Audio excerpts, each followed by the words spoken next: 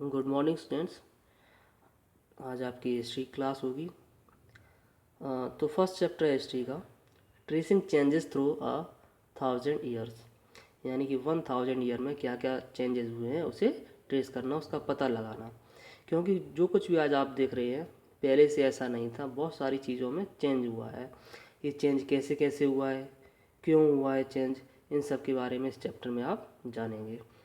तो आप देख रहे हैं यहाँ पे जो फर्स्ट मैप देख रहे हैं, ये एक अरब कार्टोग्राफर था अल इद्रीसी। उसने जो है इसको बनाया हुआ था, डिज़ाइन किया था, अराउंड 12th सेंचुरी में बनाया था।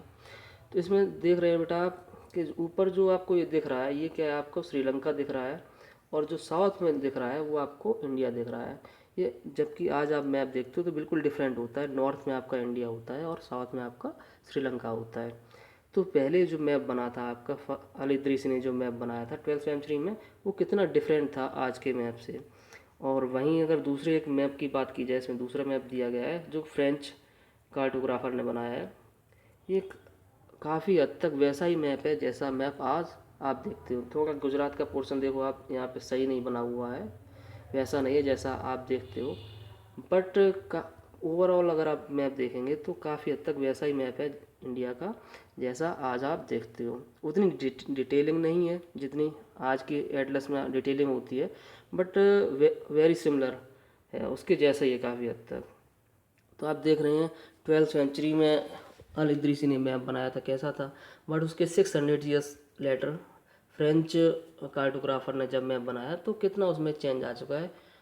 तो यही जो है ट्रेसिंग करनी है आपको, या हिस्टोरियन कैसे ट्रेस करते हैं, क्या क्या चेंजेस आए हैं, तो ये इसी के बारे में आप जो है इसमें चैप्टर में जान रहे हैं। ये तो मैप की बात हो गई है।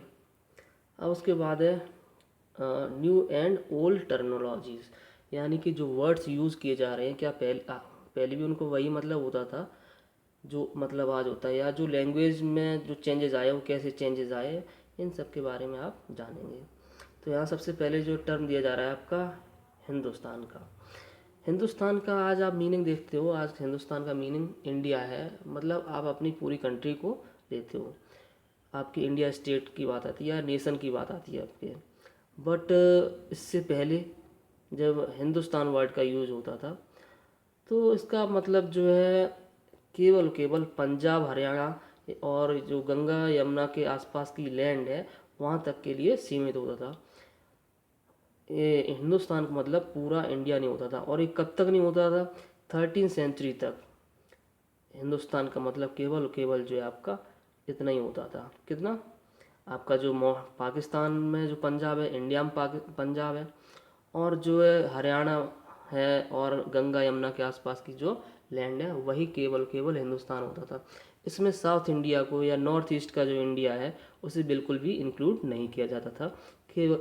क्योंकि हिंदुस्तान का मीनिंग उस टाइम उतना ही था। क्यों, आपको पता होगा जब अरब आए थे तो सिंध को हिंद बोलते थे, और सिंध के इस साइड रीजन में जो भी लोग रहते थे वो हिंदुस्तानी होते थे, और वो रीजन जो है हिंदुस्तान हुआ करता था। तो उस उनके हिसाब से सिंध के आसपास का जो रीजन था केवल वही क्या था, हिंदुस्तान था। पूरे इंडिया कंट्री को एज अ हिंदुस्तान नहीं लेते थे वो लोग। बट जब बाबर आया या संत सल्तनत का जो टाइम आया उस टाइम क्या हुआ, इसमें काफ़ी चेंज हो गया। क्या हुआ, हिंदुस्तान जो है अब वहाँ जो केवल उतना रीजन था उतना रीजन ना रह के क्या हो गया, पूरा जो इंडिया देख रहे हो आप, लगभग वैसा ही काफ़ी कुछ हिंदुस्तान का मीनिंग हो गया। तो आप देख रहे हैं हिंदुस्तान का मीनिंग जो है 13th सेंचुरी में क्या था और 16th सेंचुरी में कितना बदल गया। जब बाबर आया है या सल्तनत का जो टाइम हुआ है उस टाइम जो है हिंदुस्तान का मीनिंग चेंज हो गया है। और आज बिल्कुल वैसे ही मीनिंग है हिंदुस्तान का, उस टाइम मतलब बिल्कुल वैसा ही मीनिंग था जैसा आज है। बट थोड़ा सा इसमें चेंज हो चुका है क्योंकि पाकिस्तान उससे अलग हो चुका है, आपका बांग्लादेश अलग हो चुका है। उस टाइम ये सभी भी क्या थे, आपके हिंदुस्तान के ही पार्ट थे। तो हिंदुस्तान वर्ड का कितना मीनिंग चेंज हो गया है, ऐसे यहाँ पे दिया गया है। The 14th century poet Amir Khusro used the word Hind, while the idea of a geographical and cultural entity like India did exist. The term Hindustan did not carry the political and national meanings which we associate with it today. जैसे India का meaning आज क्या है, जैसे India बोला जाता है आपको पूरे इंडिया की इमेज आपके माइंड में आ जाती है, अपने कंट्री की इमेज आ जाती है, उससे एक फीलिंग होती है कि हाँ इतना बड़ा जो आपका इंडिया है, ये उसकी बाउंड्री है।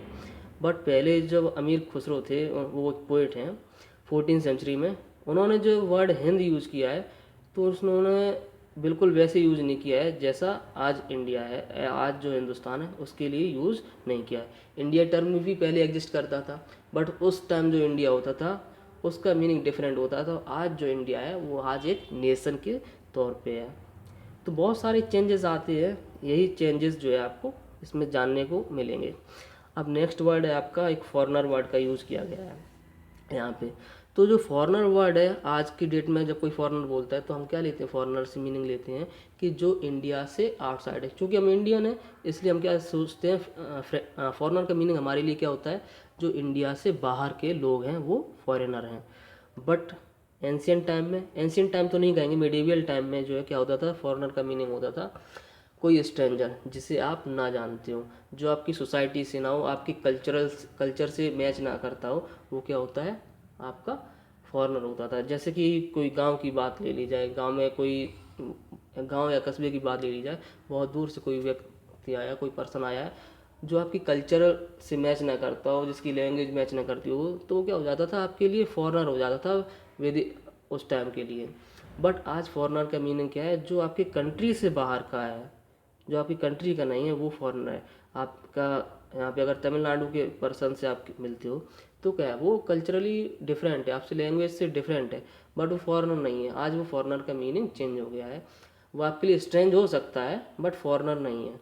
बट प्रीवियस टाइम में या मेडिवियल टाइम में क्या होता था, फॉरेनर का मीनिंग होता था स्ट्रेंज, जो अजनबी, जिसे आप नहीं जानते हैं, जो आपकी सोसाइटी का नहीं है, कल्चरल का नहीं है, वो आपका फॉरेनर हुआ करता था।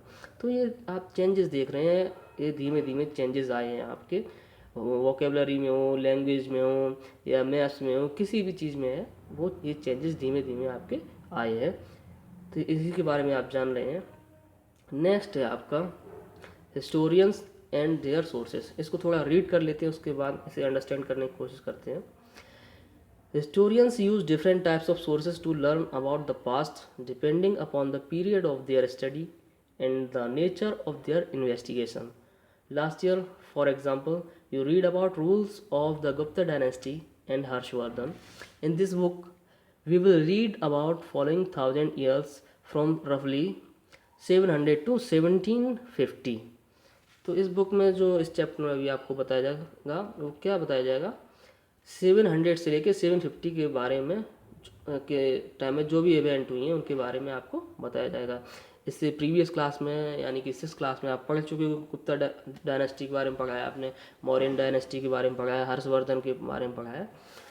तो इस टाइम जो है हिस्टोरियंस जब इन्वेस्टिगेट करते हैं आपकी हिस्ट्री को जानने के लिए, तो क्या करते हैं, एक पर्टिकुलर सोर्सेज पे रिलाई करते हैं। जैसे कि रॉक एडिक्ट्स है, कुछ कॉइन्स वगैरह मिलती हैं, और कोई टेक्स्ट बुक वगैरह मिलती हैं। उन्हीं से जो पता चलता है उस टाइम क्या क्या हुआ था, किंग्स कैसे थे, किस टाइप के टैक्सेस लगते थे, उसमें जो उन बुक्स में जो कुछ भी रिटन होता है उसी से सारी जानकारी मिलती है। नेक्स्ट है आपका, you will notice some continuity in the sources used by historians for the study of this period. They still rely on coins, inscriptions, architecture and textual records for information. तो जो 700 से 1750 का टाइम है, इस time भी क्या है, जो हिस्टोरियंस हैं वो आपके रिलाई कर रहे हैं, विश्वास कर रहे हैं, किस पे विश्वास कर रहे हैं, आपके कॉइन्स हैं, इंस्क्रिप्शंस हैं। इंस्क्रिप्शंस होता है जो कुछ भी लिखा गया है या कुछ खोदा गया है, शिलालेख कह सकते हैं आप इन सब पे।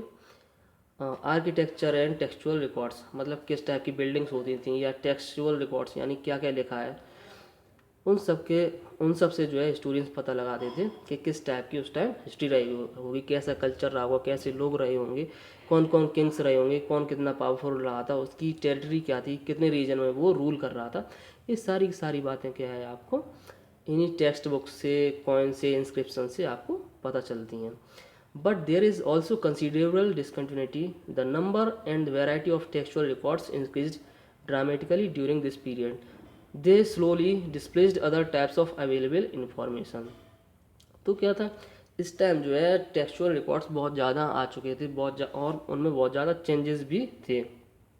तो इस वजह से जो आपकी इंफॉर्मेशन के सोर्सेज होते वो कम हो गए। कॉइन्स पे डिपेंड करना, इंस्क्रिप्शंस पे डिपेंड कर होना जो है थोड़ा कम हो गया। अब जो मोस्टली जो हिस्टोरियंस है वो डिपेंड होते थे किस पे, आपके टेक्सचुअल रिकॉर्ड्स पे, जो टेक्स्ट बुक्स में या कुछ जो उस टाइम जो बुक्स लिखी गई हैं उनमें क्या क्या मेंशन है, इंफॉर्मेशन है, उसी पे ज़्यादा वो है डिपेंड होते थे। क्यों हो गया ऐसा?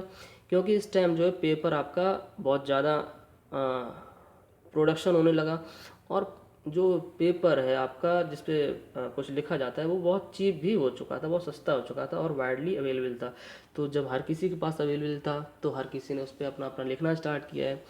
जैसे कि किसी ने होली टेक्स्ट लिखा है, कोई धर्म वगैरह के बारे में कोई पवित्र चीज़ें लिखी हैं, कोई क्रॉनिकल्स ऑफ रूलर्स मतलब किसी राजा के टाइम में किस तरीके से इवेंट्स हुए उसके बारे में लिखा है, किसी ने संत के बारे में लिखा है, उनकी टीचिंग्स क्या थी, किसी ने जुडिशियल रिकॉर्ड्स के बारे में लिखा है, और कुछ लोगों ने क्या क्या टैक्सेस दिए हैं वो सब अपने जो है लिख के रखे हैं, अपने अकाउंट्स बना के रखे हैं उन लोगों ने। तो उस टाइम जो लोगों ने लिखा है उससे अब पता चल रहा है। अब केवल जो कोर्ट में, राजा के कोर्ट में या किंग के कोर्ट में जो लोग होते थे, जो लिखते थे, ऑथर होते थे, उनसे ही पता नहीं चल रहा है। जो वहाँ के लोकल लोग हैं वो भी बहुत कुछ लिख रहे हैं, समझ रहे हैं, तो वो उनसे भी आपको क्या है बहुत कुछ आज नॉलेज मिल रही है, बहुत कुछ इन्फॉर्मेशन मिल रही है। फिर लिखा है manuscripts were collected by wealthy people, rulers, monasteries and temples. They were placed in libraries and archives. These manuscripts and documents provide a lot of detailed information to historians, but they are also difficult to use. तो manuscript का मतलब होता है जो कुछ भी हाथ से लिखा जाए। उस टाइम कोई प्रिंटिंग मशीन तो नहीं होती थी, तो जो है सारी सारी चीज़ें क्या होती थी आपके बाई हैंड राइट की जाती थी, लोग हाथों से ही लिखते थे। और जो मैन्युस्क्रिप्ट्स होती थी वो क्या किसके थ्रू, कौन कौन कलेक्ट करता था? कुछ लोग ही कलेक्ट कर लेते थे, वेल्दी पीपल होते थे, उन्हें लगता था कुछ इंपॉर्टेंट है इसमें, इसलिए वो कलेक्ट कर लेते थे। रूलर से या कोई मोनास्ट्रीज या टेम्पल से इन सभी मैन्युस्क्रिप्ट्स को क्या करते थे, अपने अपने हिसाब से कलेक्ट करके रखते थे, और जनरली वो क्या करते थे बाद में जो है लाइब्रेरीज में या फिर आर्काइव्स में अपने रख लेते थे। उसके बाद है आपका there was no printing press in those days, so scribes copied manuscript by hand. If you have ever copied a friend's homework you would know that this is not a simple exercise. अब होता क्या था, manuscript में लिखा हुआ है, बहुत लोगों तक अगर वो मैनस्क्रिप्ट पहुंचानी है तो हर कोई उसको क्या करता था, उसकी कॉपी करता था। उसके लिए जो वर्ड आया आपका स्क्राइब, यानी कि मुंशी, जिसे लिखिया मुंशी भी आप कह सकते हो, जो कॉपी करता है वो अपने हाथों से ही लिखता था। तो होता क्या था, ऐसा करने से बहुत सारे चेंजेस आ जाते थे। जैसे कि एक स्क्राइब ने कॉपी की है कहीं से किसी ऑथर की, फिर उस कॉपी से किसी और ने कॉपी की है, फिर ऐसे करते करते कॉपीज़ की कॉपी बनती गई और बहुत सारा उसमें चेंज आता गया। क्यों चेंज आया ये? जैसे अगर आप होमवर्क करने के लिए किसी स्टूडेंट की कॉपी लेते हो, आपको कोई चीज़ समझ में नहीं आ रही तो अपने हिसाब से आप उसे लिख लेते हो, तो ये कहीं ना कहीं चेंज आ जाता है। और आपकी कॉपी से किसी और स्टूडेंट ने लिखा है तो उसमें उसे समझ में नहीं आया, कोई आपकी हैंड राइटिंग समझ में नहीं आई, उसने अपने हिसाब से लिख दिया, तो उसमें बहुत सारा चेंज आ गया है। जैसे मैं बोर्ड पे लिखता हूँ तो बहुत सारे स्टूडेंट्स क्या करते हैं, गलत नोट कर लेते हैं, मिस्टेक्स करते हैं अपनी राइटिंग में, उनकी हैंड राइटिंग क्लियर नहीं होती है, या मेरी हैंड राइटिंग हो सकता है क्लियर ना हो, इस वजह से वो सही नोट नहीं करते हैं। तो होता क्या है, बहुत सारी मिस्टेक्स आ जाती हैं उसमें, बहुत सारे चेंजेस आ जाते हैं। तो उससे क्या होता है, इन्फॉर्मेशन जो है लास्ट जब पहुंचती है तो बहुत ज़्यादा उसमें चेंज हो चुका था। एक ही कॉपी थी, जो एक्चुअल कॉपी से जो बहुत सारी कॉपीज़ बनी हैं, उन कॉपीज़ में क्या होता है बहुत सारा डिफरेंस आ चुका होता है। तो जब हिस्टोरियन इन्हें रीड करते हैं तो इन्हें बहुत डिफ़िकल्टी होती है, क्योंकि इतना सारा चेंज है। लेकिन इससे होता क्या, जब वो डिफरेंट डिफरेंट बुक्स को देखते हैं तो उन्हें एग्जैक्ट बात पता चल जाती है, लग जाती है कि ये चीज़ें हुई होंगी, ये बात जो एक्चुअल है और इसमें ये चीज़ें हैं जो है फालतू लिखी हुई हैं। तो आज के लिए इतना ही रखते हैं, मुझे लगता है वीडियो थोड़ा लेंदी हो जाएगा, तो आज के लिए बस इतना ही रखते हैं। कल जो है नेक्स्ट स्टार्ट करेंगे। Thank you students.